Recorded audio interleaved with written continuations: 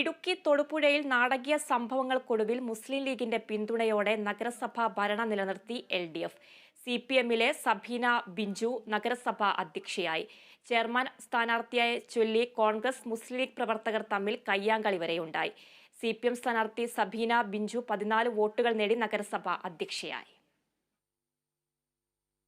കൈക്കൂലി കേസിൽ പ്രതിയായ മുൻ ചെയർമാൻ സനീഷ് ജോർജ് രാജിവെച്ചതോടെയാണ് തൊടുപുഴ നഗരസഭയിൽ തിരഞ്ഞെടുപ്പിന് കളമൊരുങ്ങിയത്. ചെയർമാൻ സ്ഥാനാർത്ഥിയുടെ കാര്യത്തിൽ UDFൽ തീരുമാനമാകാതെ വന്നതോടെ കോൺഗ്രസും ലീഗും വെവ്വേറെ സ്ഥാനാർത്ഥികളെ നിർത്തി. ആദ്യ റൗണ്ടിൽ ലീഗ് സ്ഥാനാർത്ഥി MA കരീമിന് 6 വോട്ടുകൾ മാത്രമാണ് നേടാനായത്. ഇതോടെ കോൺഗ്രസ് ലീഗ് പ്രവർത്തകർ തമ്മിൽ പരസ്യമായി വെല്ലുവിളിയും ഉന്തും ഉണ്ടായി.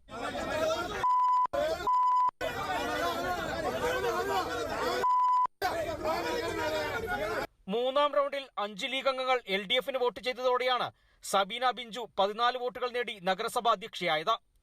കോൺഗ്രസ് സ്ഥാനാർത്ഥി K ദീപക് 10 വോട്ടുകൾ നേടി. അതേസമയം CPMന് വോട്ട് ചെയ്ത ലീഗ് അംഗങ്ങൾ രാജിവെക്കണമെന്ന് Idukki DCC president CP Mathew ആവശ്യപ്പെട്ടു. നേരത്തെ 12 അംഗങ്ങളുള്ള UDFൽ കോൺഗ്രസിന് 6, ലീഗിന് 6 എന്നിങ്ങനെയായിരുന്നു സീറ്റ് നില. കോൺഗ്രസ് മുന്നണി മര്യാദ ലംഘിച്ചെന്നാണ് മുസ്ലിം ലീഗിന്റെ ആരോപണം. തൊടുപുഴയിൽ കോൺഗ്രസ് ലീഗ് ബന്ധം ഉലഞ്ഞത് ഇരു പാർട്ടികളുടെയും സംസ്ഥാന നേതൃത്വത്തിന് തലവേദനയാകും. Bineesh Antony, Kerala vision news, Idukki.